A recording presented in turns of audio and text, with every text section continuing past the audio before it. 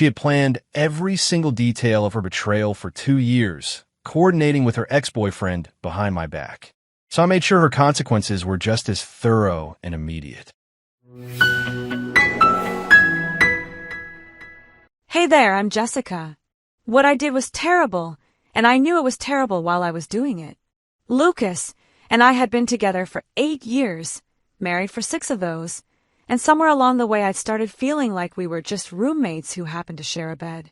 You know that feeling when you love someone but you're not in love with them anymore? That's where I was, and instead of talking to him about it like a normal person, I did the worst possible thing. It started about 2 years ago when Nick reached out on Instagram. My ex from college, the one who got away. He was working as a bartender in Nassau now, living this carefree island life that seemed so exotic compared to my suburban routine. We started messaging, just catching up at first, but it escalated quickly. Before I knew it, we were having these intense video calls where let's just say we weren't discussing the weather. The crazy part is how easy it was to hide from Lucas. He worked long hours at his accounting firm, especially during tax season, and he trusted me completely. Why wouldn't he? So when I'd tell him I was going to bed early or taking a bath, he'd just kiss me goodnight and keep working. Meanwhile, I'd be locked in our bathroom with my phone, getting off to some guy I hadn't seen in person for over a decade.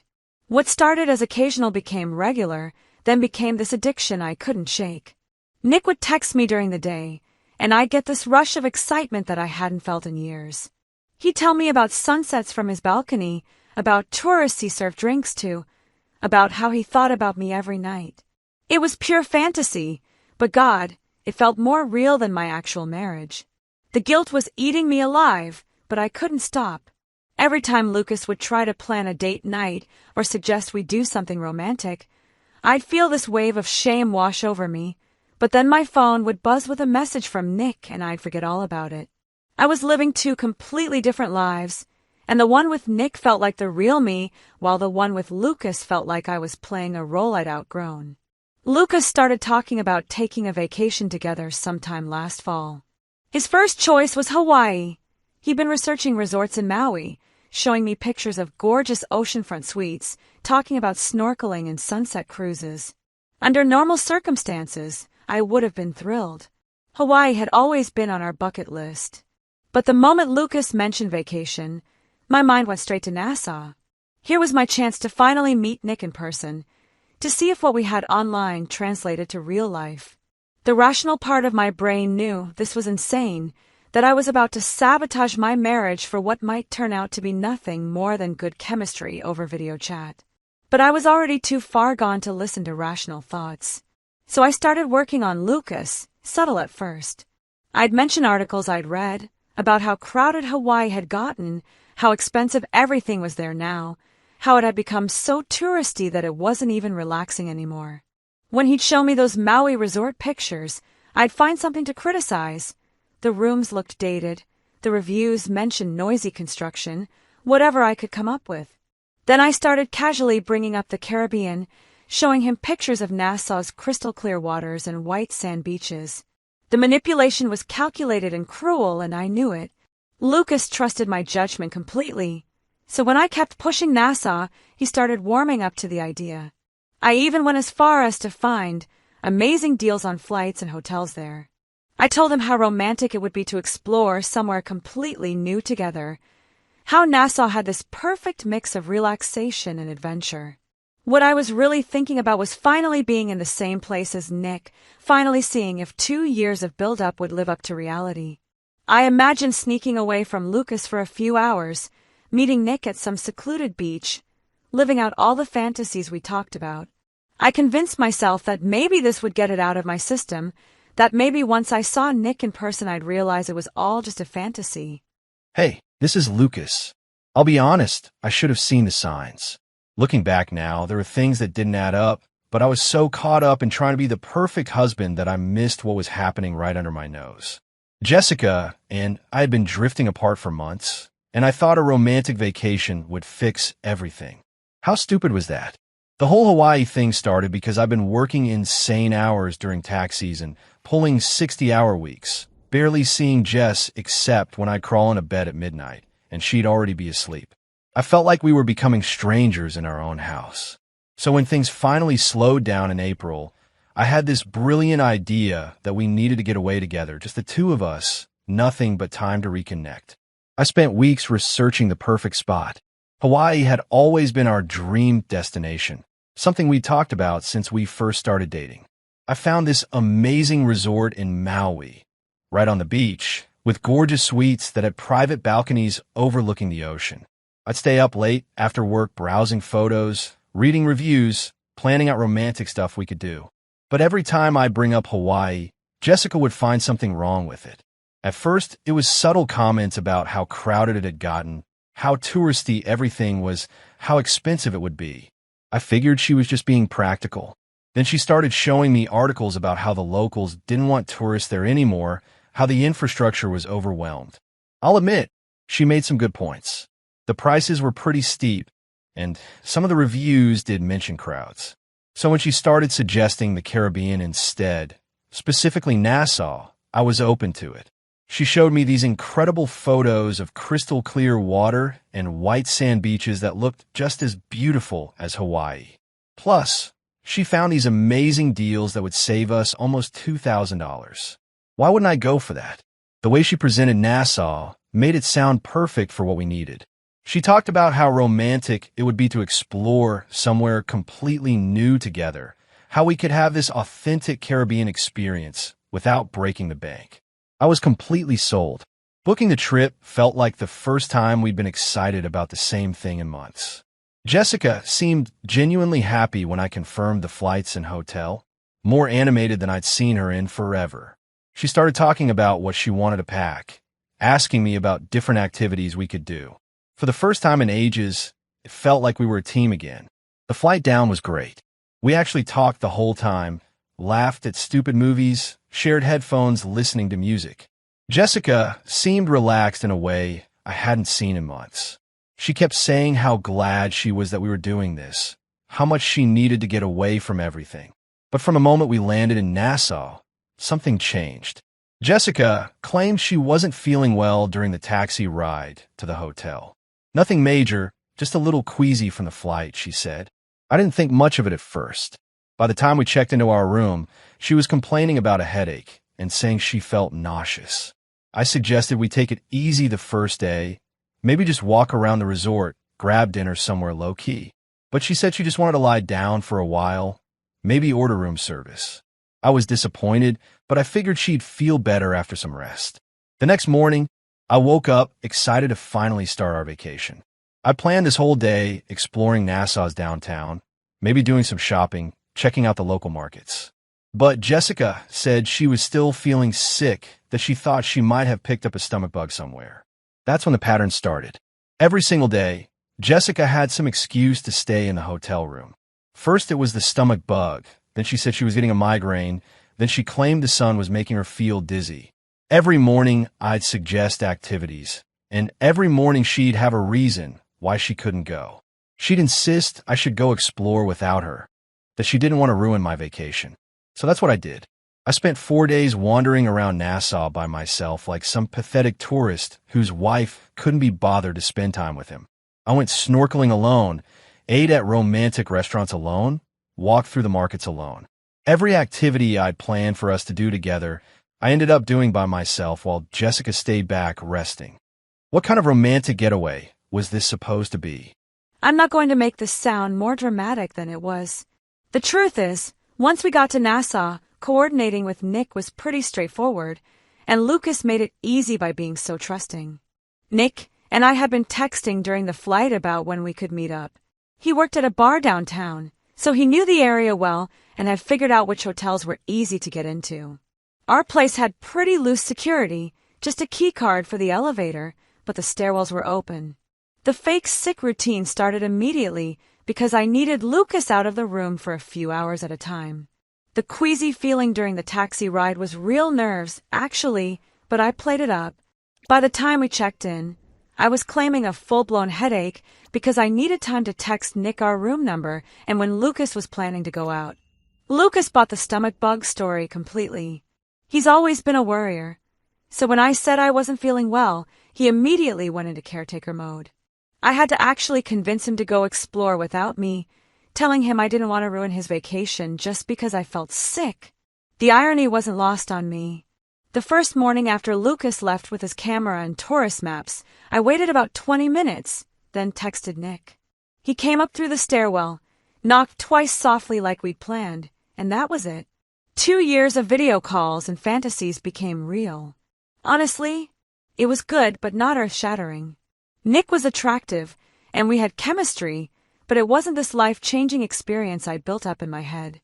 We had sex, talked for a while about what we'd been up to, had sex again, and then he left before Lucas came back. Pretty basic affair stuff. The routine became simple after that. Every morning, Lucas would suggest activities. I'd claim my stomach was still bothering me or that I had a migraine, and he'd reluctantly head out alone. Nick would show up around noon. We'd spend 2 or 3 hours together, and he'd leave by mid-afternoon when Lucas usually returned. I got better at the logistics as the days went on. I'd mess up the bed sheets so it looked like I'd been napping, order room service so there was evidence I'd been eating, even run the shower sometimes so it seemed like I'd been up and moving around. Lucas never questioned any of it. The weirdest part was how normal it felt after the first day. Nick would come over, we'd catch up like old friends, have sex, maybe watch some TV, and then he'd leave. It wasn't this passionate romance I'd imagined. It was more like we were picking up where we'd left off in college, except now I was married and lying to my husband about it. Lucas would come back every day looking disappointed that I was still sick, telling me about the snorkeling or the markets, or whatever he'd done alone. I'd feel guilty for maybe 5 minutes, and then I'd be planning the next day with Nick again. It was like I compartmentalized everything so well that the guilt couldn't really stick. By the 3rd day, Nick started talking about meeting up after we both got back home. I wasn't really thinking that far ahead. I was just focused on getting through the vacation without Lucas figuring anything out. The sex was good, don't get me wrong, but it wasn't worth destroying my marriage over. I think I knew that even then, but I was too caught up in the excitement of doing something forbidden to really think about consequences. I was just living day to day, lie to lie, trying to have my cake and eat it too. I came back to the room early because I forgot my wallet. I'd been at the Atlantis Resort doing the aquarium tour and needed cash to tip the guide. When I got to our floor, I could hear voices coming from our room before I even put my key card in the lock. I opened the door and heard Jessica's voice along with some guy's voice coming from the bedroom. There were also other sounds that made it pretty obvious what was happening. I pulled out my phone and started recording as I walked toward the bedroom. Jessica was having sex with some dark-haired guy in our bed. They were so into it, they didn't notice me at first. I got about a minute of video before the guy saw me standing there with my phone out. His face went white, and he practically threw Jessica off him. The guy scrambled to grab his clothes while Jessica spun around and saw me. She let out this scream and tried to cover herself with the sheet. The guy was muttering and cursing while he pulled on his pants, clearly panicking. I asked who he was, and he said his name was Nick. When I asked how long this had been going on, Jessica couldn't even answer, but Nick admitted they'd been talking for 2 years. 2 fucking years while I was working my ass off to pay for our life together. Nick grabbed his shirt and basically ran out through the balcony door like a coward. I was left standing there with Jessica, who was crying and trying to explain, but there wasn't really anything to explain. She manipulated me into bringing her to Nassau so she could meet up with her ex-boyfriend. I went straight to the closet and started packing my stuff. Jessica jumped up and started begging me not to leave, saying she could explain everything, that it was a mistake. But this wasn't some spur-of-the-moment thing. She'd been planning this for months. I called the airline while she pleaded with me. There was a flight to Miami in 4 hours with a connection home. I booked it on the spot and canceled her return ticket. Jessica kept asking what I was doing, getting more and more panicked as she realized I was serious about leaving. Then I logged into our bank accounts on my phone. I transferred everything from our joint checking and savings accounts into my personal account. Every penny we had together. Jessica watched me do it and asked what I was doing. I told her I was making sure she couldn't access our money anymore. Then I called our credit card companies and canceled all the cards that had her name on them. She was standing there in the sheet, watching me systematically cut off her access to everything. Jessica was crying harder now, begging me to stop, saying we could work this out. But I was done. She'd lied to me for 2 years and manipulated me into paying for a vacation so she could cheat on me. There was nothing to work out. I finished packing and headed for the door. Jessica followed me, still wrapped in the sheet, asking how she was supposed to get home. I told her that wasn't my problem anymore. Maybe Nick could help her figure it out. The last thing I said before I left was that she could keep her car when she eventually made it home, but that was it. Everything else was mine. And if she tried to contest anything in the divorce, I'd make sure everyone saw the videos I'd taken. I walked out and left her standing there in that hotel room with no money, no credit cards, no plane ticket, and no way home. After what she'd done to me, to us, she deserved every bit of it. How's that for consequences? I'm going to tell you what it's like to be completely screwed in a foreign country with no money, no credit cards, and no way home. It's not something you see in movies because it's too pathetic and embarrassing to be entertaining. After Lucas walked out, I sat in that hotel room for about 2 hours just staring at the wall. I kept thinking he'd come back, that once he cooled down we could talk and figure this out. But when I tried calling him, his phone went straight to voicemail. When I tried to use the room phone to call the airline, they told me my ticket had been canceled. The first thing I did was look for Nick. I figured if he'd gotten me into this mess, he could at least help me get out of it. I threw on some clothes and went down to the bar where he worked, but the manager told me Nick hadn't shown up for his shift. I asked around at a couple other bars downtown, but nobody had seen him. That's when it really hit me that I was completely on my own. Nick had disappeared the second things got complicated, which should have told me everything I needed to know about what our relationship actually meant to him. 2 years of build-up, and he vanished the moment there were real consequences. I went back to the hotel and tried to figure out my options. I had about $40 in cash, which might have bought me dinner but definitely wasn't getting me home. So I did the most humiliating thing I've ever done in my life. I started calling friends back home, trying to explain why I needed someone to book me a plane ticket without going into all the details. How do you tell people that your husband caught you cheating and stranded you in another country? Most of them didn't believe me at first, thought I was joking or exaggerating. My sister Sarah was the one who finally helped me out, but not before asking a million questions about what had really happened. I had to admit that Lucas had caught me with another man, and that I'd been planning it for months. The disappointment in her voice was almost worse than being stuck in Nassau. Sarah booked me a ticket home, but the earliest flight she could get was 2 days later. 2 days of sitting in that hotel room with no money, eating crackers from the minibar, watching other couples walk by on their romantic vacations. The irony wasn't lost on me. When I finally got home, I found all my stuff in garbage bags on the front porch. Lucas had changed the locks, just like I should have expected. The neighbors were out working in their yards, watching me sort through my belongings like I was some kind of spectacle.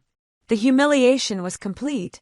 I stayed at Sarah's place while I tried to figure out what to do next. Lucas's lawyer contacted me with divorce papers, and the terms were exactly what he threatened. I could keep my car and that was it. Everything else, the house, our savings, our investments, was his.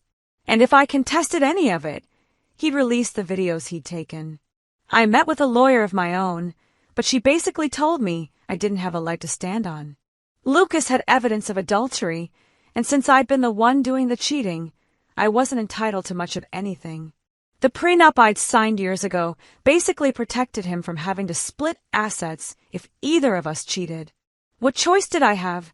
I signed the papers and walked away from 8 years of building a life together with nothing but my car and whatever dignity I had left.